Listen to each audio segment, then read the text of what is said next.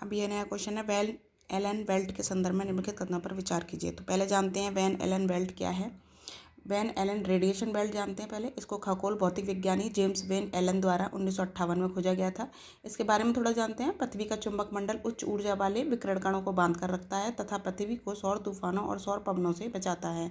ज्ञातव्य है कि सौर तूफान व सौर पवनें प्रौद्योगिकी के साथ साथ पृथ्वी पर रहने वाले लोगों को भी नुकसान पहुंचा सकती हैं। यह अवरुद्ध कण विकिरण की दो बेल्ट्स आंतरिक और बाहरी बनाते हैं, जिन्हें वैन एलन बेल्ट के रूप में जाना जाता है। ये बेल्ट पृथ्वी को घेरे हुए हैं। आगे देखते हैं, आंतरिक बेल्ट ब्रह्मांडीय किरणों की पृथ्वी के वायुमंडल के साथ परस्पर अंतर क्रियाओं से उत्पन्न होती हैं। बाहरी बेल्ट सूर्य से उत्पन्न उच्च ऊर्जा वाले अरबों कणों से बनी होती हैं। तो यहाँ कथन एक गलत हो जाएगा। ये बोल रहा है आंतरिक और बाह्य दोनों बेल्ट सौर कणों के कारण बनती हैं, ऐसा नहीं है।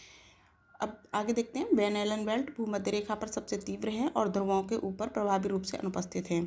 ऐसा ये कथन 3 बोल रहा है, वैन एलन बेल्ट भूमध्य रेखा पर सबसे सघन और ध्रुवों पर प्रभावी रूप से अनुपस्थित हैं। तो कथन 3 सही है। अब है दूसरा कथन, अंतरिक्ष यात्रियों और अंतरिक्ष यान को बाह्य अंतरिक्ष तक पहुंचने के लिए वैन एलन बेल्ट से होकर गुजरना पड़ता है। यह कथन सही है, क्योंकि अंतरिक्ष यान को बाह्य अंतरिक्ष तक पहुंचने के लिए यहाँ से गुजरना पड़ता है।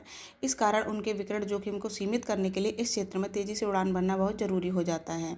नासा अपने आगामी आर्टेमिस मिशनों के जरिए अंतरिक्ष यात्रियों को वैन एलन विकिरण बेल्ट से आगे 2025 के अंत तक चंद्रमा के दक्षिणी ध्रुव और अंततः मंगल ग्रह पर भेजने की योजना बना रहा है।